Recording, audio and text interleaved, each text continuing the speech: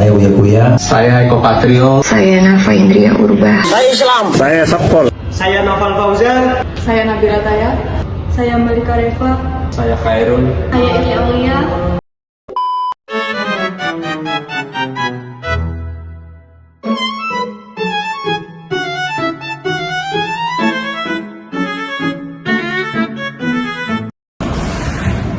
Halo teman-teman, kalian pernah nggak sih lihat ada satu toko yang dulunya sangat ramai sekali namun tiba-tiba sepi pelanggan?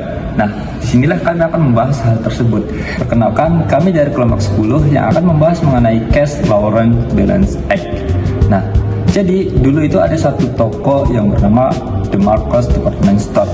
Dulunya toko ini sangat ramai sekali namun tiba-tiba sepi pelanggan dikarenakan ada toko-toko retail yang semakin bermunculan dengan diskon-diskonnya yang sangat besar, dan juga ada toko online sehingga tokonya itu menjadi sepi. Contohnya seperti ya kalau di Indonesia seperti Tanah Abang lah ya. Kemudian melihat hal tersebut, manajernya itu mempunyai ide untuk mengubah cara pelayanan dari tokonya yang dulunya itu pelayanannya biasa saja, namun sekarang pelayanannya diubah menjadi lebih personal dan elegan. Kemudian juga si manajer ini mempunyai ide untuk mengubah sistem gaji para pelayannya yang sebelumnya digaji per jam, sekarang digaji full dalam satu hari. Tujuannya supaya para pelayannya ini semakin bersemangat untuk menarik para pelanggan. Nah, seiring berjalannya waktu, sistem ini berhasil direalisasikan dan juga berhasil mendapatkan para pelanggan yang sangat banyak. Penjualan naik, pelanggan juga semakin loyal, dan bahkan para pelayannya menjadi bintang toko yang sangat terkenal. Namun, seiring berjalannya waktu, hal tersebut menjadi salah satu dilema dari toko tersebut. Karena semakin banyak persaingan yang tidak efektif, semakin banyak persaingan yang tidak sehat, dan juga para karyawannya semakin tidak bersemangat. Dan disinilah dilema Laurent dimulai. Bagaimana cara menyeimbangkan antara memotivasi karyawannya dan juga budaya kerja yang sehat dengan tim. Kali ini kita akan menganalisis kasus Laurent's Balancing Art dari The Marcos Department Store. Nah, kasus ini menunjukkan dilema klasik antara motivasi finansial dengan budaya kerja yang merupakan tantangan di setiap perusahaan modern di saat ini. Nah, gimana sih terbentuknya kasus ini pada awalnya? Nah, jadi si Laurent ini sebagai manajer menerapkan sistem straight commission atau komisi murni untuk meningkatkan penjualan. Nah, awalnya sistem ini memang berhasil, penjualan meningkat dan beberapa karyawan terlihat lebih bersinar. Namun dampak negatif juga muncul seperti adanya kompetisi tidak sehat, rasa tidak adil antar departemen, dan kerusakan budaya kerjasama. Nah, sekarang kita gabungkan masalah ini dengan teori yang ada. Yang pertama adanya equity theory, di mana karyawan di departemen aksesoris merasa gajinya tidak setara, padahal effort yang dikeluarkan sama besar. Yang kedua adanya intrinsic versus extrinsic rewards. Maksudnya, sistem hanya berfokus pada motivasi uang, tapi mengabaikan motivasi intrinsik seperti kebersamaan dan kebanggaan. Lalu yang ketiga adanya two-factor theory Herzberg, di mana komisi menjadi motivasi bagi sebagian orang, namun ketidakpastian pendapatan justru menurunkan motivasi bagi beberapa orang lainnya. Nah, untuk mengatasi masalah ini, kami mengadakan 4 hal. Yang pertama, adanya sistem hybrid antara gaji dan komisi. Jadi di sini komisi sebagai insentif tambahan untuk meningkatkan motivasi karyawan. Lalu adanya komisi adil antara barang dengan harga murah dan harga yang lebih mahal, yaitu komisinya dibedakan melalui persentasenya. Lalu yang ketiga adanya non-financial rewards, di mana ada penghargaan, pelatihan, dan pengakuan dari perusahaan. Lalu yang terakhir adanya team-based bonus, yang bergerak untuk mendorong kembali kerjasama tim dan tidak terfokus pada individu masing-masing. Nah, kesuksesan jangka panjang tentunya butuh keseimbangan. Bukan hanya what gets paid, tapi juga what gets praised. Apa yang harus dibanggakan? Dengan sistem kinerja yang tepat, The Marco dapat mempertahankan kinerjanya tanpa mengorbankan budaya kolaboratif yang menjadi keunggulan komparatifnya di awal. Nah, setelah tadi dijelaskan tentang kasus dan juga identifikasi masalahnya, selanjutnya kita akan menjawab pertanyaan nomor 1, yaitu apa sih kelebihan dan kekurangan dari sistem insentif dan apa dampaknya terhadap budaya toko Demarco ini. Nah, yang pertama kita akan membahas tentang kelebihannya dahulu. Yang pertama pastinya itu meningkatkan kinerja dan motivasi karyawan. Karena adanya imbalan ini, maka karyawan itu cenderung untuk meningkatkan kinerjanya. Nah, hal ini tuh berdampak positif untuk perusahaan. Karena apa? Karena operasinya itu bisa lebih efektif dan efisien. Lalu yang kedua, meningkatkan kualitas layanannya.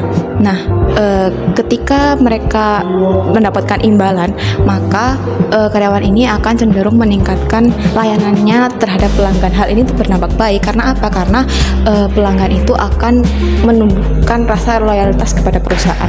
Lalu yang ketiga yaitu meningkatkan citra positif. Karena tadi layanannya sudah baik, maka perusahaan itu akan dikenal dengan citra positifnya. Nah, hal ini itu bisa menarik pelanggan-pelanggan baru. Lalu yang terakhir yaitu meningkatkan sense of ownership, di mana ini adalah rasa kepemilikan karyawan terhadap sebuah perusahaan. Nah, rasa ini itu menimbulkan kepedulian yang tinggi terhadap kesuksesan sebuah perusahaan yang akan bisa menuju jalannya kesuksesan perusahaan.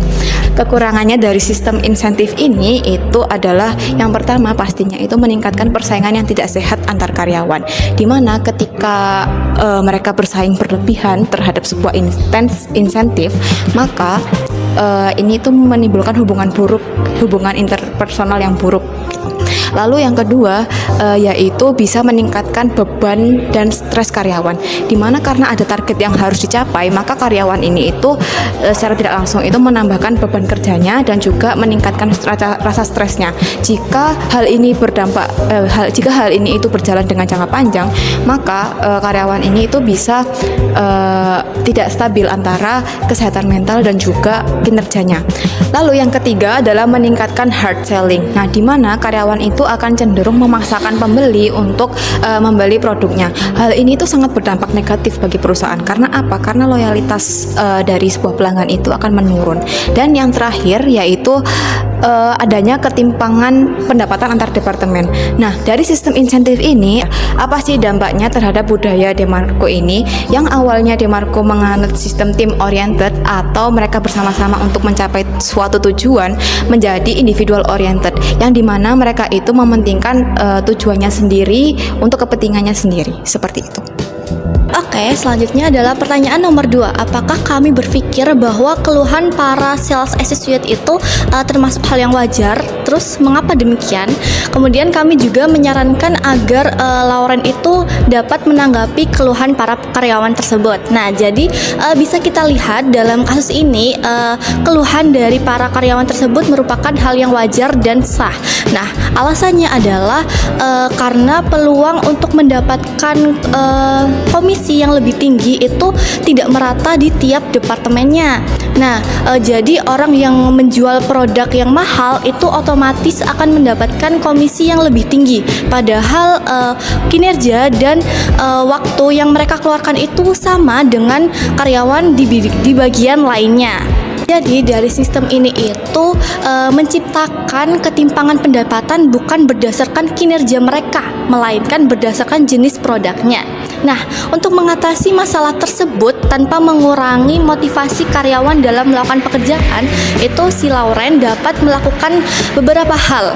Yang pertama adalah menerapkan komisi bertingkat. Jadi di sini itu untuk produk yang memiliki harga jual lebih rendah itu dapat mendapatkan persentase komisi yang lebih tinggi. Ini tujuannya adalah untuk lebih meratakan pendapatan di tiap departemennya. Kemudian yang kedua adalah dengan menggabungkan komisi dengan gaji pokok. Jadi di sini itu agar tiap karyawannya itu memiliki rasa aman terhadap finansial, namun juga tetap memiliki motivasi dalam melakukan pekerjaannya.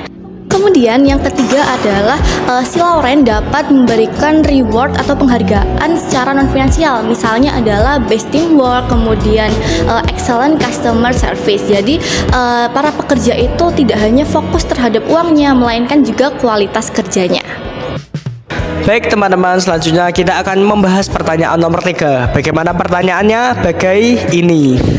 Nah, pertanyaannya yaitu apakah sales associates, metode sales associates seperti Catherine dan Demin tersebut membuat loyalitas pelanggan terhadap karyawan atau terhadap sales tersebut itu lebih kuat daripada loyalitas terhadap toko tersebut? Baik, jawaban saya bisa jadi loyal, bisa jadi loyalitas tersebut berpindah ke karyawan tersebut. Karena apa? Karena program perusahaan tersebut menyuruh kepada karyawan atau sales tersebut agar membuat nyaman, membuat puas pelanggan, sehingga pelanggan tersebut itu bisa puas, ya bisa merasakan nyaman terhadap karyawan tersebut, sehingga terciptalah personalitas. Jadi pelanggan itu menganggap, wah ternyata karyawan ini bagus, kemudian loyalitas, bahkan sudah saling mengenal, sehingga pelanggan tersebut puas dengan karyawan tersebut.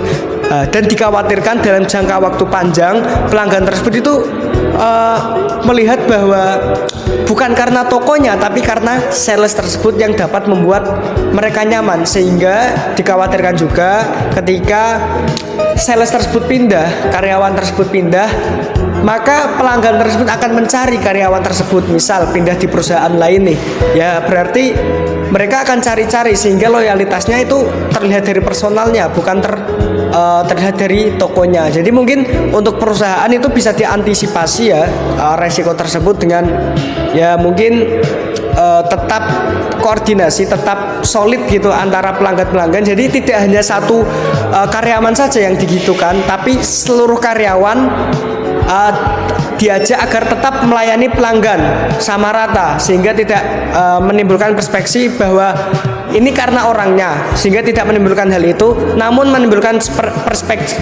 perspektif bahwa ini karena tokonya gitu. Selamat berjuang. Terima kasih. Sukses.